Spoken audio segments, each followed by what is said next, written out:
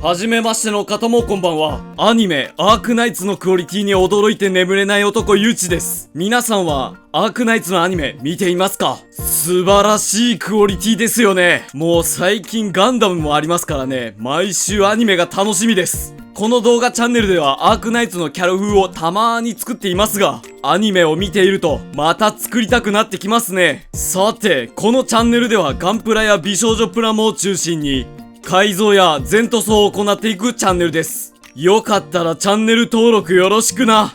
またメンバーズシップでは以前使用したデカールを一部公開中。眠れない男を支援してやってもいいぜって思った方は加入してチェックしてくれると嬉しいぜ。それでは今日作るプラモを見ていきましょう。今日作るプラモはアルカナディアのルミティアです。そう、再販でとうとう手に入れることができました。今日はこのルミティアを下心マックスで作り上げ楽しんでいこうと思います。それでは早速ニッパーと説明書を取り出し組み上げるとこんな感じ。さすがは未だに入手困難なプラモ。他の寿屋のビプラとは一味違う良さがありますね。なんといっても全体的の造形がムチムチです。何よりも見てほしいのが足。他のビプラより少し長めの足で、さらに造形も素晴らしい。ずっと眺めていたいほどですね。さて、足ばかりではなく可動域もサクッと見ていきましょう。まずは頭。この頭についている冠は乗っかっているだけなので、アクションポーズなどを取らせる場合は少し取り付けの工夫が必要です。さて、可動の方に戻りまして、首はボールジョイント。さらに単発なので動かしやすい。肩は根元がボールジョイントと関節で大きく可動。腕の前後の可動には胸が邪魔になったりすることがあまりありません。二の腕はロール可動。肘は他のビプラと同様しっかり可動。腰は他のビプラと比べて非常にスムーズに大きく可動。さらに左右にしっかりひねれます。背中の羽はロールで前後に可動。スカートは前2つが上下に可動します。ですが、後ろのスカートは固定のため動きません。そして股関節のスライドもスムーズ。そして股関節はスカートなどの可動のおかげでしっかり可動します。そして足もしっかり前に突き出せます。膝は安定の二重関節。足首は根元がロールになっており、さらに角度調整も可能。そしてさらにつま先も可動させることができます。最初は後ろにつくリボンとか腰のスカートが足の可動を邪魔するのではないだろうかと思っていたのですが、このようにプロポーションだけではなくしっかり動かして遊べるようにとても工夫されているキットになっています。さて、ここからは交換パーツを見ていきましょう。顔は全部で4種類。頭には髪飾りが1種類。さらに頭の横につく羽が2種類。手は全部で6種類。二の腕につく装備は全部で3種類。足は武装状態と武装なしの状態の2種類。腕も同様で2種類あります。さらにスカートの追加装備のクリアパーツ。小さい羽は普通の羽と大きい羽をマウントする用の2種類。そしてこれが大きい羽。大きいですね。そして綺麗。これ単品で売ってほしいものです。武器は剣とそれをしまう鞘があります。さて、今紹介した武装類たちをルミティアに装備していきます。装備させるとこんな感じ。やはり羽の迫力がとても素晴らしいですね。本当にこの羽単体で売ってほしいです。そして腰のリボンが一つ追加したり、足などの装飾には小さい羽が生えたりしているので、全体的にかっこよさもあり、なおかつ可愛さも兼ね備えたいい感じのプロポーションになっていますね。そしてこの状態での可動域を少しだけ見ていきましょう。足なんかは小さい羽がついていますが、しっかり二重関節で曲がります。そしてその羽は少し角度調整が可能。ただ少しだけ気になるのが、足を後ろに持っていこうとした時、羽がスカートに少し干渉してしまいます。腕に新しくついた装甲はロールで可動。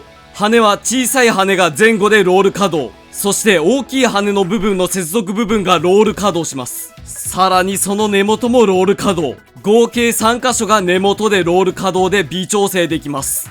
さらに中間部分には関節があるので、大きく羽を展開させることができます。大きいパーツが色々ついていますが、あまりパーツ同士は干渉せず、ポーズが決めやすくなっています。そしてなんといっても剣を構えさせるとかっこいいですね。さて、俺なりのレビューは以上だ。今日はこのルミティアをスマブラでしか知らないあのゼノブレイドに出てくる光風に仕上げていくぜ。それでは細々としたディティールアップや下処理いくぜ。さあまずはプラモを綺麗に仕上げる上で欠かせない合わせ目処理から。消したい合わせ目の部分にミスターセメント SP を流し込み、両サイドをギュッと力強く押さえつけ、中から出てきた溶剤をよく乾燥させ、少し粗めのスポンジヤスリ400番で削り、最後に800番で表面を整えればこんな感じ。こんな感じで目立つ合わせ目の部分は合わせ目処理をしていきます。そして合わせ目消しをすると後で塗装が大変になりそうな部分は一度同有者のパーツセパレーターで分解し、中身の構造を確認。このハイヒールでは落ちないように横の引っ掛けがついているこの部分をカットします。カットした部分は少しヤスリで表面を整え、その後ちゃんとはまるかを確認します。確認ができたら先ほどと同じく合わせ目処理をしていきます。腰の合わせ目消しをする時にも厄介な服のパーツがあるので、こちらも後はめができるように C の形にカットしておきます。そして今の手順で合わせ目消しをしてもうまくいかない部分があります。そんなところにはタミヤポリエステルパテを使い、表面の段差を埋めていきます。次に湾曲したモールドの追加。そういう部分には一度シャーペンでマーキングし、マスキングテープを一度貼り、剥がしたのをプラ板に貼ります。マスキングテープにうっすら残っているラインに沿ってハサミで形を切ります。それをミスターセメントで仮止めをしながら筋彫りをし、深く掘れたらプラ板を剥がし 0.3mm の高値で仕上げていきます。さらに 0.3mm のプラ板を小さく切り、先端を少しヤスリでシャープにしたらスカート周りに貼り付けディティールをアップ。そしてさらに足にはアスラシリーズで余っているかかとパーツを後ろのかかと部分に取り付け、さらに前面にはバンダイのビルダーズパーツのこのネオジオンのマークをいい感じにカットし、靴の前面に接着します。これで少しはそれっぽい靴にはなったはず。武器パーツには寿屋のヘビーウェポンユニットガンブレードランスを追加装備。これで改造フェーズは終了。一度細かい塵やゴミを洗い流し、持ち手棒に持たせよく乾燥させたら塗装の方行くぜ。さあまずはボーンペイントのシャドウプライマーを全体に塗り、塗装の食いつきを良くさせます。そして次に羽や服などにはミスターフィニッシングサーフェイサーグレイを使い、武器や髪飾りにはミスターフィニッシングサーフェイサーブラックを塗ります。そして肌や髪の毛にはサーフェイサーパステルピンクを塗ります。そして肌にはフレームアームズガールカラー FG01 と FG03 を1対1に混ぜ肌色に塗り、そしてオキサレッドなどを混ぜ陰影を描いていきます。陰影を描く前の足と描いた後の足がこんな感じだ。少し陰影をつけるだけでぐっと良くなります。髪の毛にはピュアホワイト、サンシャインイエロー、コーラルオレンジを混ぜ黄色く塗り上げ、そこにさらにピュアホワイトを足したのをハイライトとして塗り、さらに下地とハイライトを保護するためにクリアのトップコートを塗ります。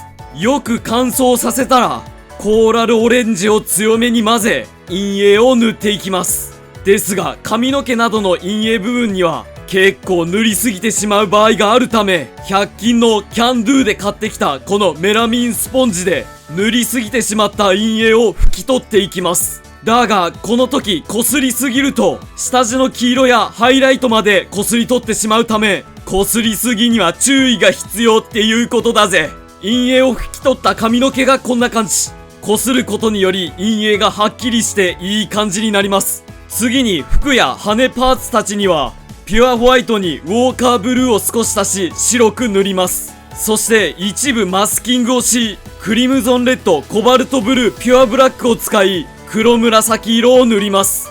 そしてさらに一部マスキングをし、武器パーツや装飾品パーツなどと一緒にパールカッパーを塗ります。そしてよく乾燥させたらさらにマスキングをし、そこにピュアホワイトにエメラルドグリーンを混ぜ、武器パーツや服パーツに塗ります。その上から蛍光ブルーグリーンを塗り、少し根元を青緑色にしたら、蛍光イエローグリーンを全体に塗り、グリーンをきれいに仕上げていきます。そして根元にはさらに純色シアンを塗り、綺麗なグラデーションを作ります。仕上げにミスターカラーのタコースグリーンを使い、全体をキラキラさせます。これでエアブラシによる塗装は大体終了。ここからは筆などによる部分塗装。まずはタミヤ墨入れブラックを使い、金色の装飾をしている部分を中心に墨入れをしていきます。はみ出してしまった部分にはエナメル薄め液を綿棒に浸らせ拭き取っていきます。